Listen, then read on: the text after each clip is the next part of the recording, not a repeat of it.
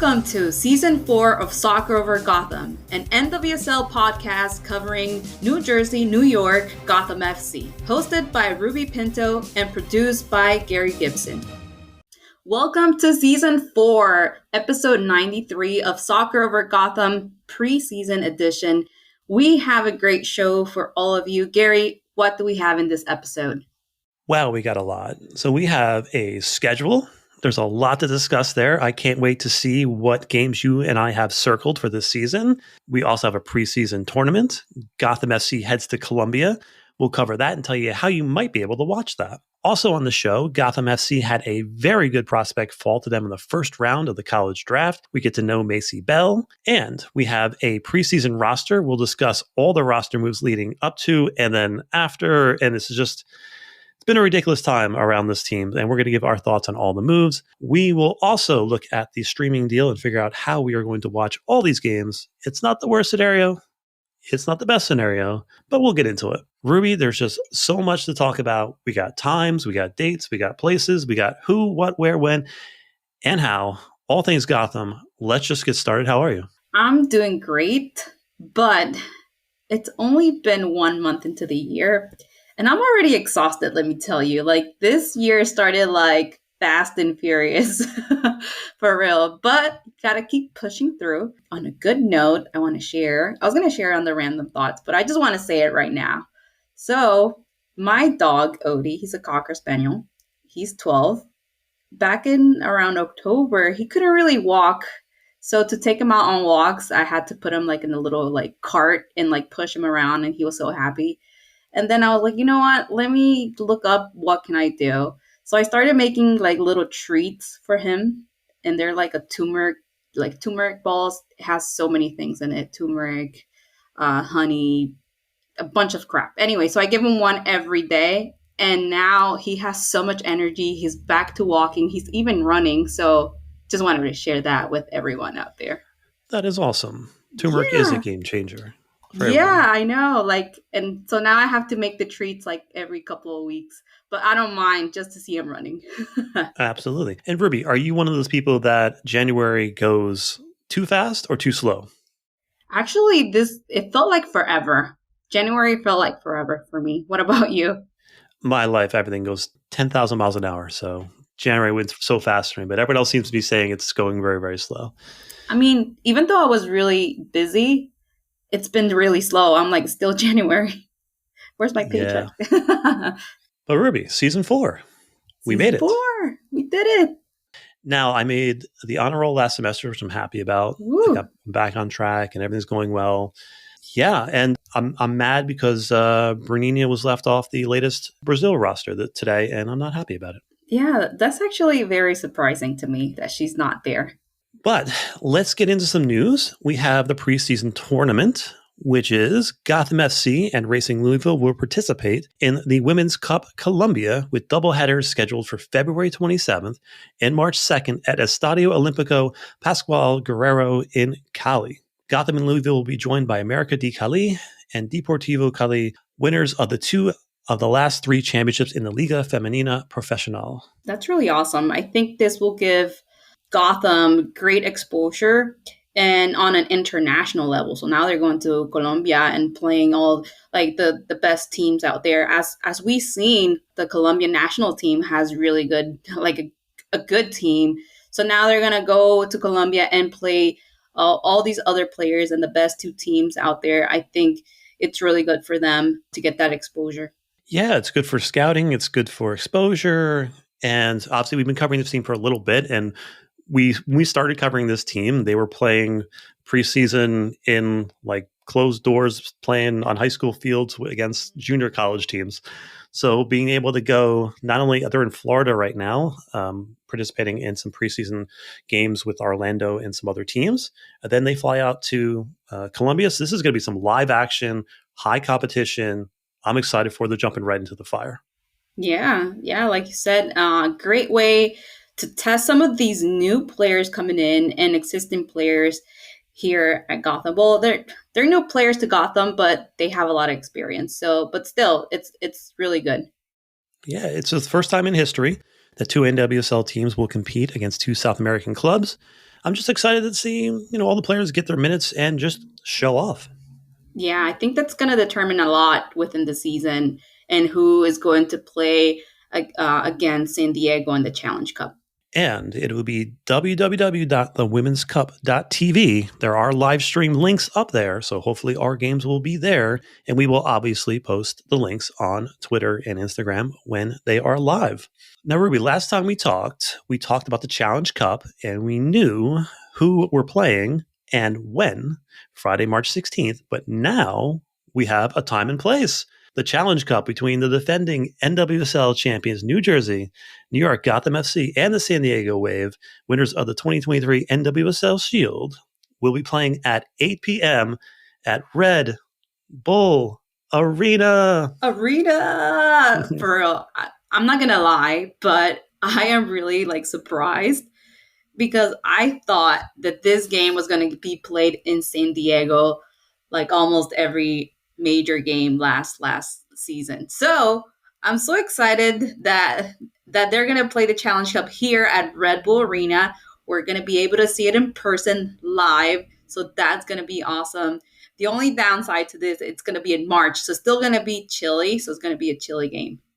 Yeah, I'm hyped. This is going to be a scene.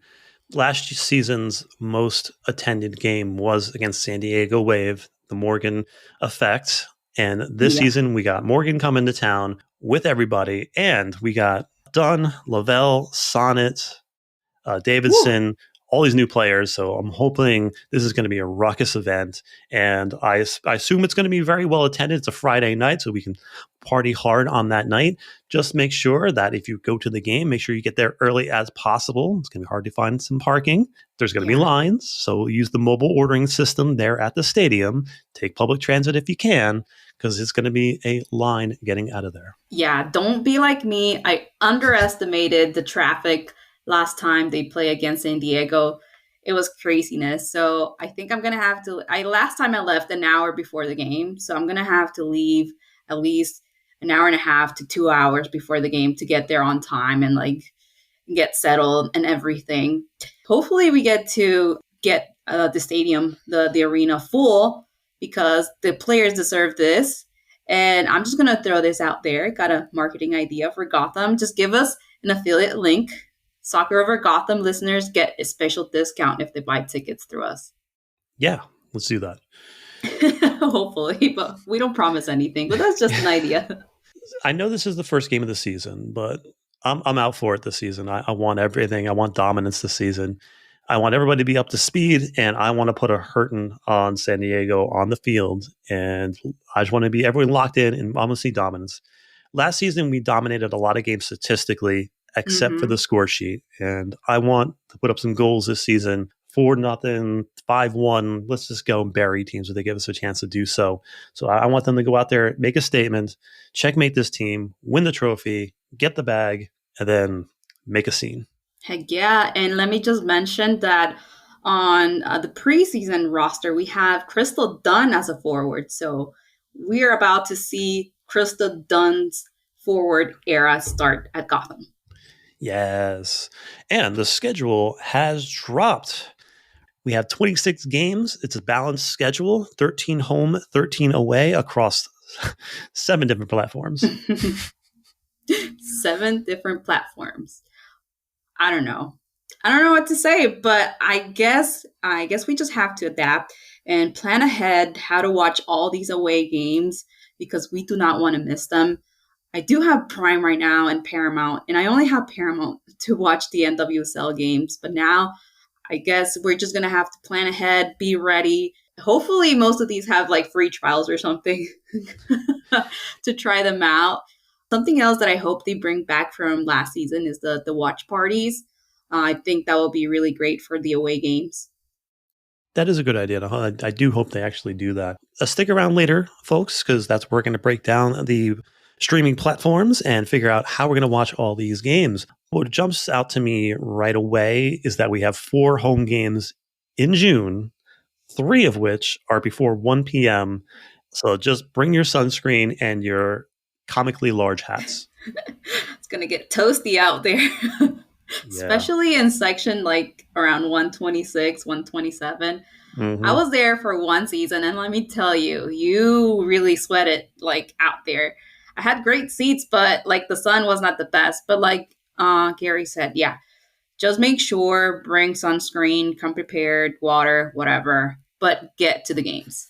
So what games are you circling, Ruby? So one that I'm really looking forward to, it's the one June 30th in at Red Bull Arena against Seattle Reign. So this is going to be a rematch of the NWSL final. I'm looking forward to that.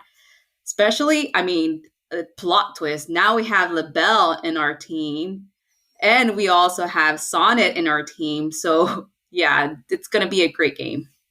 What Now, about this is you? a side note. Going back to like the championship celebration and how the fans had to fight with the club to get it done early before Yeah. players left. Because now if they do the celebration before the season, we have like three OL Reign players are going to be celebrating with us I the know. championship they lost against us, which is weird. So I'm glad they did it when they did, as well or as poor as it came off. I'm glad they did it when they did. So thanks to all the fans who fought to get that going. So that was a good idea. Yeah. Yeah.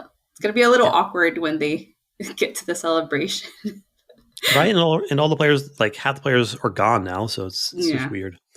But the games that I have circled are the first one is September 22nd, Red Bull Arena, Utah Royals coming to town, the hashtag Once Gotham Cup.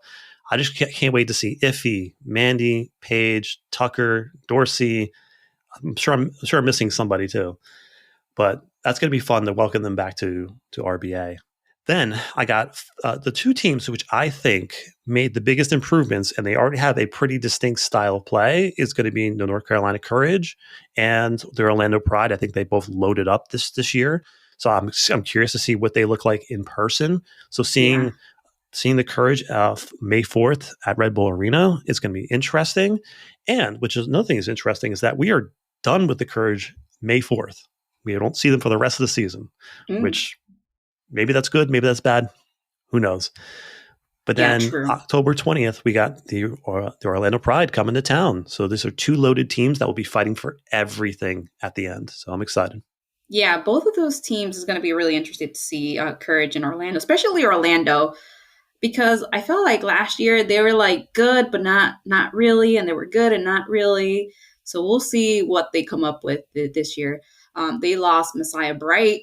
That was a great player for them. She's now with Angel City. So we'll see how it goes with the new talent with Orlando. Yeah, Orlando last season, I felt that they punched above their weight a bit last season. Like they Mm-hmm. would fight you. So Yeah. they wouldn't play the most prettiest soccer, but they would fight you for it. But now they have a ton of talent to play pretty soccer and fight you for it. So we'll see what happens. But what are your takeaways from this? Yeah, bottom line is Gotham is the best team in the league right now. That's what I think. This is what I consider best team in the league. We have a super team. The question is, are they going to perform like the best team, and how long will it take them to adapt and just gel with each other on the field? Yeah, we don't got time. Olympics are coming, so we got to get Yeah. going right away. Two other games I think might be very, very interesting for us. One, we have a Monday Night Football game against the Rain at 10 p.m., which is fun. Then, because the schedule is so crazy, one of those June games, Angel City fans are going to have to get up at 9:30 in the morning in midsummer to watch their team play against us. And oh yeah, also we have no more decision day. Boo. So I guess trying to coordinate one scheduled game time between 10 Yeah. different platforms is not in the Yeah. cards. It was kind of fun though, the decision day. And we also finished the season before everybody else. We got the Friday game on the last week of the season, so drama. All right. Yeah. So we know the games, but who is going to play in them, Ruby? Let's get to some of the roster moves. We'll Oh, jump right back into the draft. So first, we're going to meet Maycee Bell, who fell to Gotham at the last pick of the first round, and it was their only pick on the night. yeah. And I'm not surprised that Gotham only had one pick. Uh, it happened last year. Well, technically, we drafted two players, but only one signed, which is Jenna Nice-Wonger. And Gotham is a team that prefers quality over quantity. Yeah, there's not many roster spots to go around. So I think this is going to be a theme for Gotham, trading draft Hmm. picks and just picking up every free agent Yeah. possible. Hey, Gotham needs money, so they'd be selling their draft picks. Yeah, at this point, they're turning over every couch cushion right now, trying to find money. Gotham had only one pick, and it was a top 5 to 7 draft pick, fell to them at number 14. And honestly, I'm just going to say the rich get richer. Yeah, that's true. Also feel that Gotham is a data driven team, and they might prefer a proven track record from a current professional player than college players. That's how I feel. So far they hit the nail on the head with Jenna Nightswonger, and she has set the standard for Gotham rookies under Coach Emerald. So I think Maycee has to get to that standard. That's a pretty high bar to hit. So, Yeah. yes, thank you, Jenna, for setting that high of a standard. She's incredible. Now, we should talk about how close I was to getting the draft picks correct. Now, this isn't the NFL where everything is scrutinized and there's millions of dollars laying on the line, so every little thing is looked at. There was 200 and something players that declared for the draft, Hmm. and I got within one pick of getting our pick right. Now, last year, I said that obviously we had the number one pick, so the number one pick was Cooper. So I said it was going to be Cooper, but I said that Jenna Nicemarker was an alternate at the last moment, and I was correct. This season, I said that McKenna Morris was going to be our pick, and that Flynn from Florida State would have been the alternate pick. Now, Morris went one pick ahead of Gotham, and Flynn went 2 picks behind Gotham. And I think that if Maycee Bell went where she should have went, I think I would have been dead on. However, Bell is a super talent, and she's excellent. And we reached out to the coach of North Carolina, and they told us that Maycee is an extraordinary talent, and the sky's the limit for her. She can go to any level that she wants in this game. She is wonderfully athletic with incredible combinations of height and vertical jump for the position. She'll play at the professional level. She's good technically and tactically and possesses good leadership qualities. If she commits to herself, she could be one of the best center backs in the league within 2 to 3 years from her former head coach. I really like what the coach said. And it's also a good sign when a coach talks so highly of you. Last year, we also reached out to Jenna Nicewanger's college coach, and he had wonderful things to say about her. And I'm so glad that Macy's coach also said wonderful things about her. So I think we made the right decision.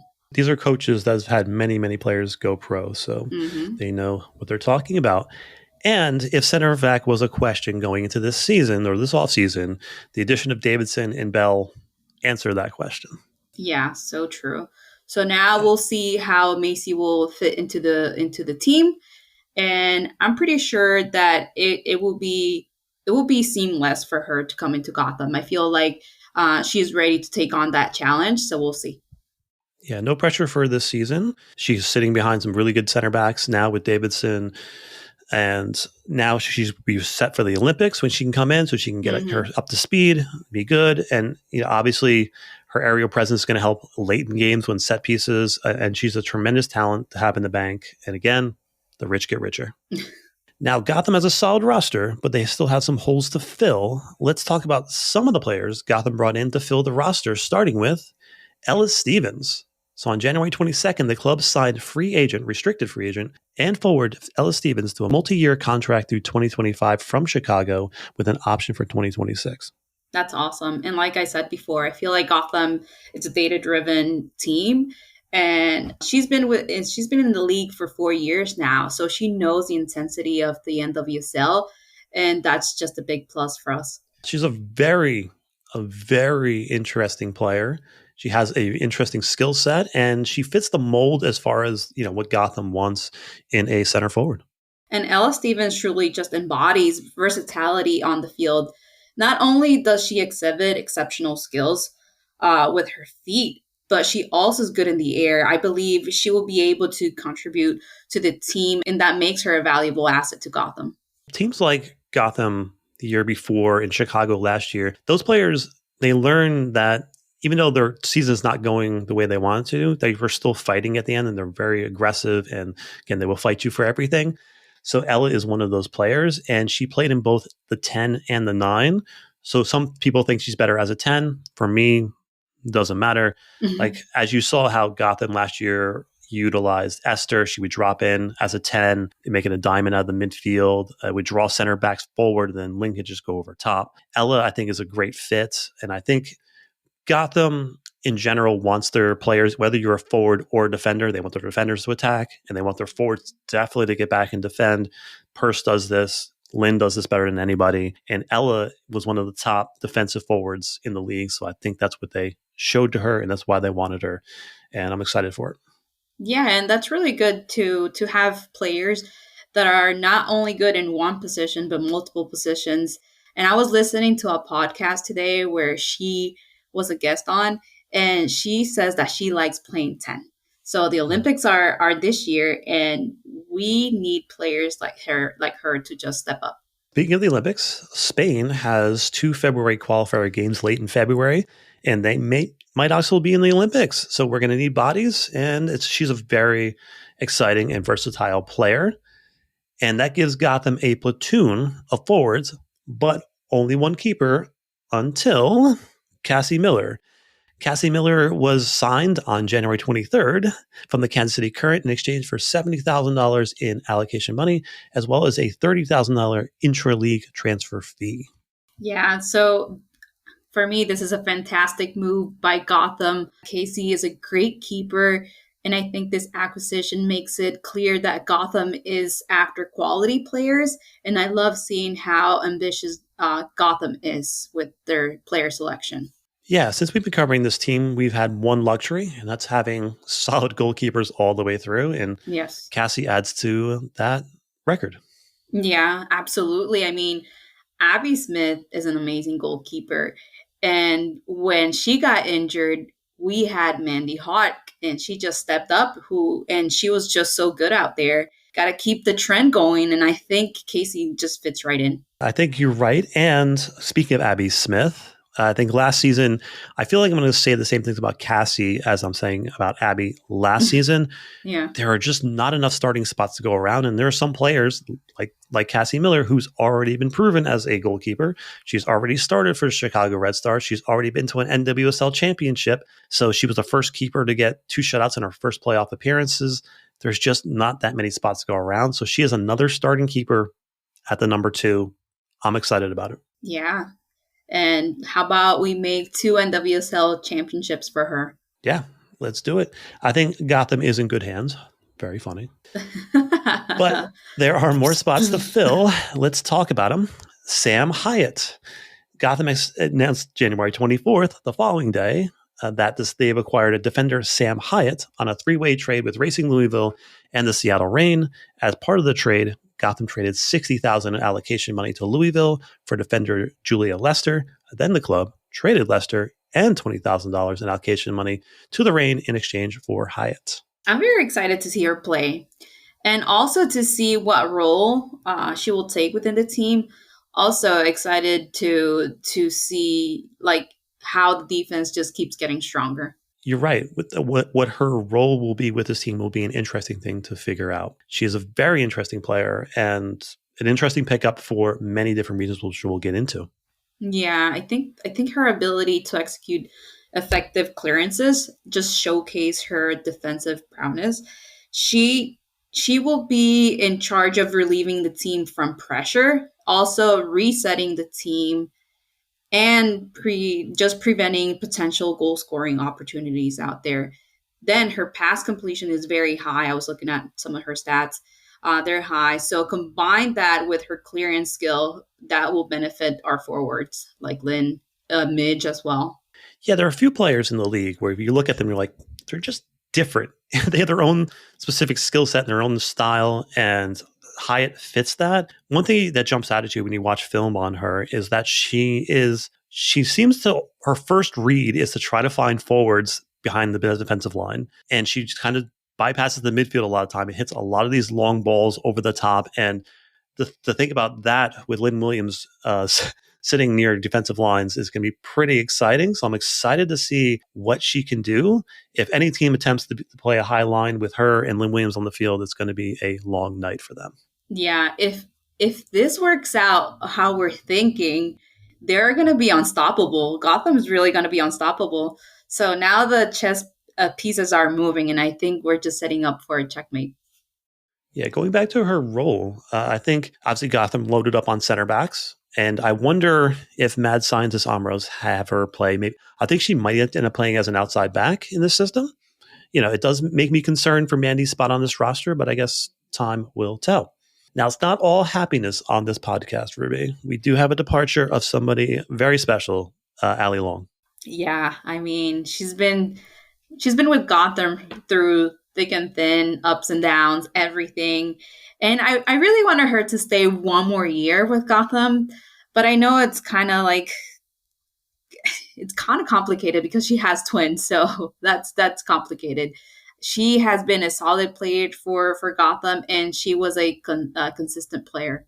Yeah, we talked about the heroes for the 2023 season and all the little things that had to happen during the season that, made Gotham reach the playoffs. In that one game, rain delay, it was not like, was it like 12 o'clock at night? Oh my God. She hit that free kick from top of the box. And those little things, like that one goal, could be the reason we are in the playoffs. So thank you to Ali. She's amazing. Yeah, she's amazing. And just this last year, she came back as good as always. Even after giving birth to twins, she came back so good, and she got a championship. Well deserved. I know it's something that you have to let that sink in. Like some of the players that we lost this off season, you're like, at least they left with a championship, right?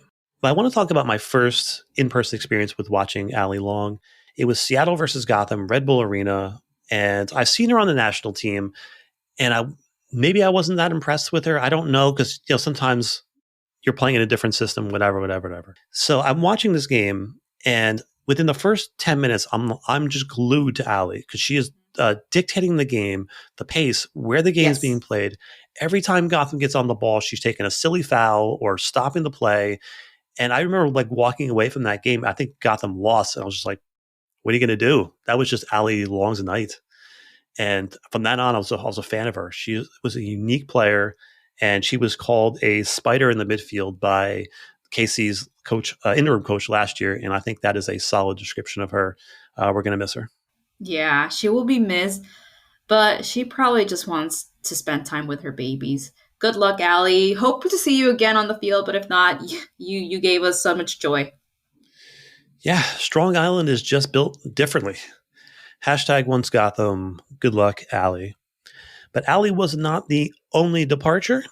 Silvava, Rose Goodman's daughter, has completed her loan with Benfica. The club announced, stating that she is heading back to Gotham. Her loan ended at the same time as her contract, and she was not put on the roster for the preseason.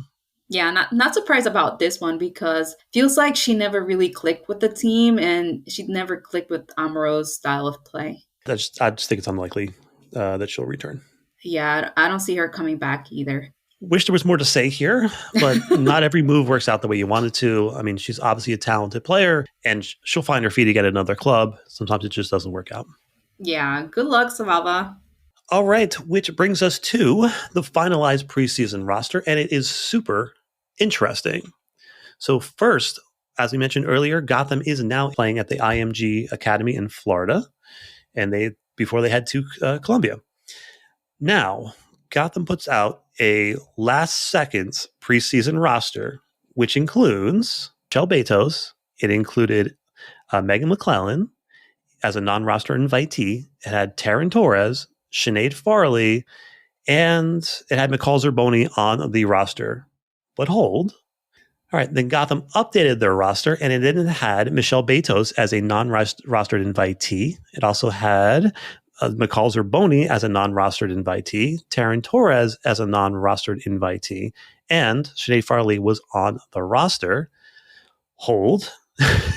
They then updated the roster to say that Sinead Farley had signed a contract till 2024, McCall Zerboni And Michelle Betos has signed on for 2024 and an option for 2025. Craziness. I know. And I have to put like in bold and capital letters last minute, because they really dropped this like last minute. We were all waiting for this preseason roster. Like, when is this dropping? And at the end, I think we had like too many players on the roster, right? Or something like that. Yeah, at the time we did. We had one extra player. Yeah, so it was kind of confusing, but I guess they're figuring out as they go along. It makes me think kind of like that meme where like, oh, leaving my house at 7:59 and I should be at work at 8 a.m. Like, kind of like really last minute thing here with Gotham. And I was a little worried that they were not like saying anything about anyone about these players. But I'm so glad that they re-signed these players back with Gotham, especially Zorboni. I think she's just a special player. Yeah, the communication from this club is maddening as someone who covers the team. And I'm sure it's maddening for fans as well. Yeah. New year, same communication. Yeah, I want to talk about these players real quickly. And I'm miffed. I'm peeved. I'm a little mad that these players did not get the flowers they deserved when it comes to having their signings announced. I mean, you're talking about Sinead Farley, who was one of the best sports stories of the last decade. And she had her option taken back in November when we were at the championship celebration, not even announced until February. That's insanity. You have McCall Zerboni, who's a 4-time NWSL champion and captain of the club 2 years ago, doesn't even get her own announcement. How is that? And then you have Michelle Betos, who's a local soccer legend, who's been on this club before. They announced them as if they were announcing picking up a couple random national team replacement players, which made me really upset. Like, these players deserve all the praise. And it's a big deal for these players to make a team. They all want to see their face on this re-sign. They all want to share that with their friends and family. They all want to be celebrated. And those players deserve to be celebrated. So to put them on like a back page, we also signed them. That is frustrating to me. Very frustrating. That's true. We also got no word on Torres. Yeah, no word on her. Hopefully we get to hear something regarding Torres soon. She didn't get to play last season due to injury. So maybe that's why they're kind of holding off a little until like this preseason camp. But we don't know what's the wait. It's possible that they're just waiting for the free up space. We'll get to that. But yeah, she was also offered a contract back in November. And we still have no word on whether she told me she's still with the team in preseason, but she has not signed the contract. That's pretty crazy to me. However, this put the team at 25 of 26 spots taken with Torres and Bell unsigned. Hold. Forward Taylor Smith has been loaned with an option for a permanent transfer to Brighton and Hove Albion WFC through August 1st, 2024. I was so excited to see her play this season. We didn't really get to see her play last season due to injury. She was doing so great, and then bam, she was out on injury. One of the coaches, Jesus, was the one that named her El Diablo. So I'm so sad to see her go, but hopefully everything goes well over there. I think when you're looking at the Olympic roster, which we could be losing, obviously you would circle her on our roster as a player that could fill multiple positions. She was probably going to get a lot of playing time. Not sure, but I'm happy for her to probably get some playing time over there. The team she's joining is fighting for relegation. So, yeah, so good for her. Yeah, and we spoke about this maybe a couple of weeks ago about Taylor Smith. And I was telling you, like, no, they're not gonna let her go. She's versatile, she's really good defending and attacking. It fits the player that the team wants and Ambrose wants. But here we are, she's leaving. She's one of the players that, like, she's been through the worst of the league. And she got moved around to multiple teams. And last season there was some good interviews done, especially I think it was a Snacks podcast did an interview with her, which was amazing. And she said that this was the first time that she felt like that she belonged somewhere. So I'm sad to see her being moved away. The silver lining maybe of this is that it's only till August. So possibly there's a spot for her when that loan expires, when we start pushing towards the playoffs. Hopefully there's a spot for it, but we'll see. Either way, we'll be rooting for her. Yeah. And I hope this is something that she wanted, or something that didn't come out of the blue. We have seen some players in the league finding out that they're getting traded when the news comes out on social media. So, which is not cool. It's not, but this team has been good so far with that, especially since Yael's been taken over. So I'm hoping, again, like you, that is not the case. But that was a lot. Now, I can't wait to watch these games and this new look Gotham FC, but how are we going to watch these games, Ruby? Big sigh. Well, I know, right? We'll see.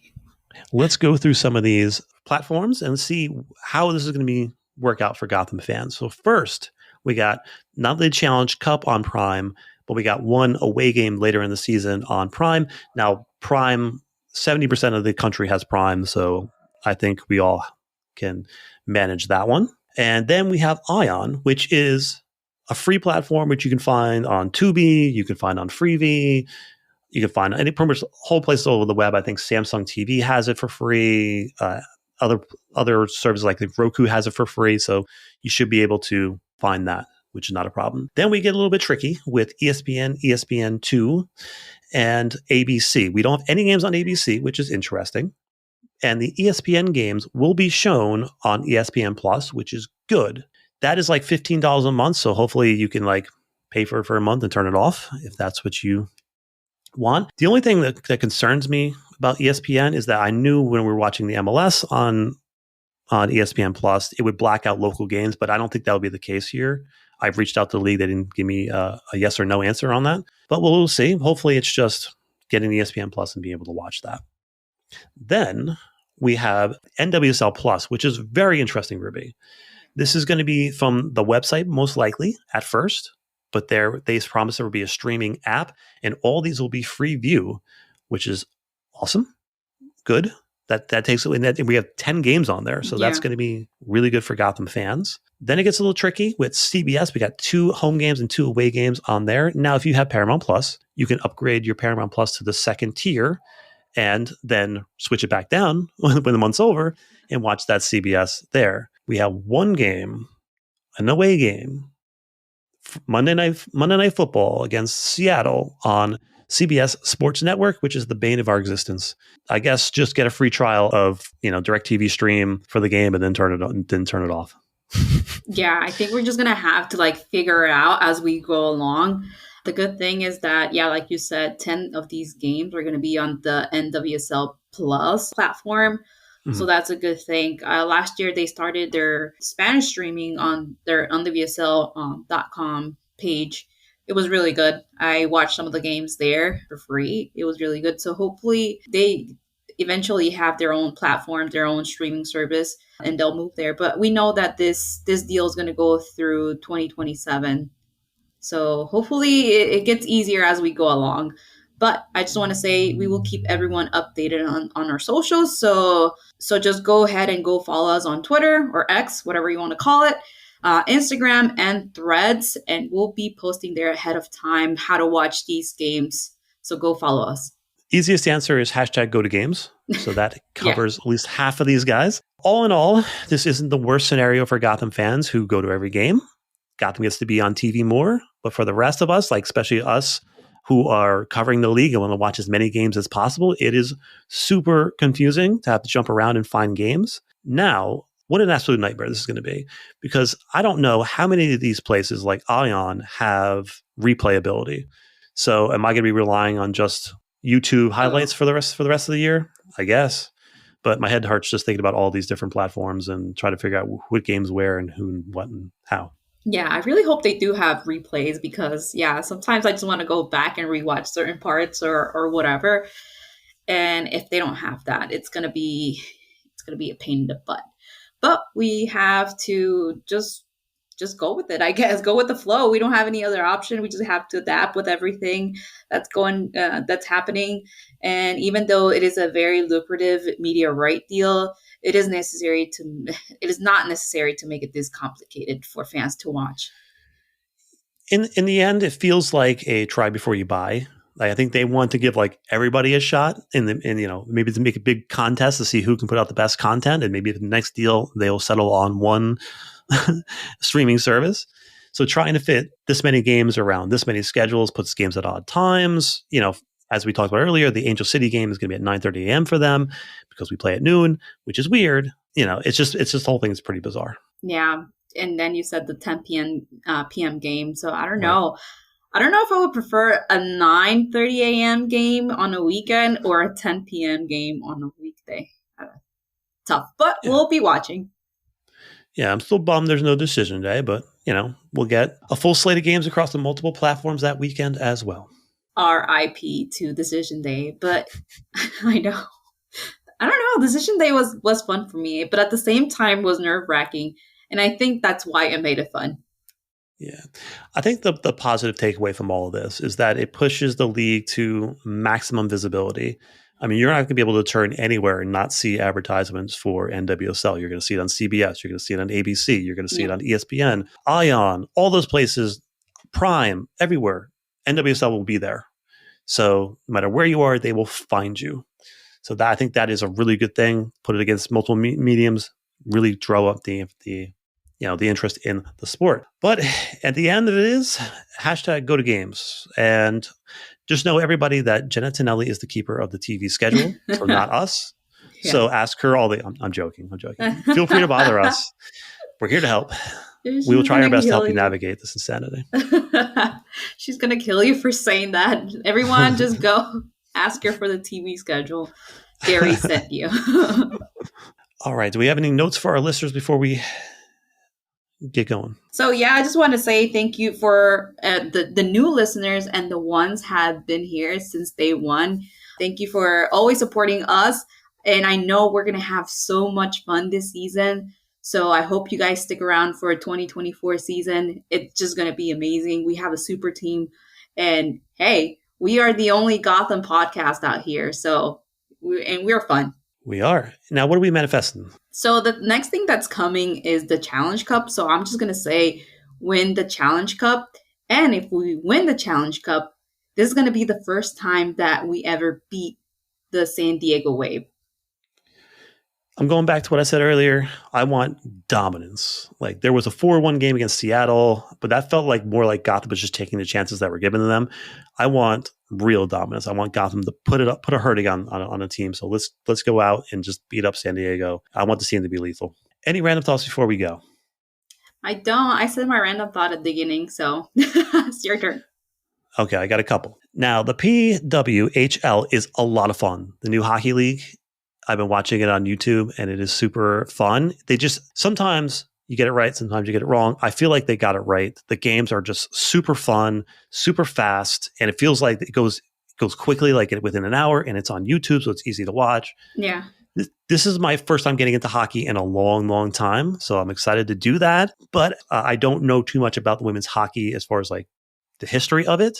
So if there is fans out there who can plug me in and tell me whether this league is good or not. Obviously, we know that women's leagues have not been always on the up and up.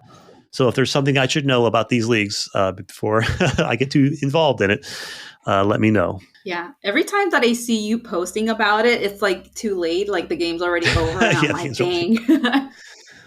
Yeah. But I'm going to try to like catch at least one of these games. Yeah. I also want to talk about Saint Stengel. And so I mentioned her last season as Saint Stengel because she scored the goal that kept us in the playoffs and kept us going. But I was watching the championship replay, and I realized that in the wall at the end, the ball goes off Katie Stegel's face. So it was her face that stopped the free kick from Lavelle that kept us in the championship and winning that game. So she is forever Saint Stengel. And lastly, I want to bring up that if Yasmin Ryan is still on this team at the end of the season and your manifestations come true, which is winning the championship again, that is pretty crazy to start your professional career with 3 championships. Wow. Yeah. Can you imagine how many athletes could actually do that? I actually looked it up, and it seemed like there was one basketball player that did it. Wow, that's pretty crazy to just think about, like you having 3 championships if they win this year. of course they're going to win, right? Yeah, that is pretty crazy. And considering, like, obviously we had Ali last year who won her first championship at Yeah. 39 and has been one of the best players in league Yeah. history. So to start off your career with 3 would be amazing. So I'm Yeah. But rooting that for her to do was that. just Allie's story was the best retirement story. Like, for Oh, real. Like, gosh. you're leaving on a high. Storybook. All right, y'all. We will be back. We actually might be back for preseason when we're actually covering games because we might be able to watch them. So we might break down some preseason games, which would be our first time ever doing that. I'm excited about that. You ready, Ruby? I'm ready. Let's go. Let's go.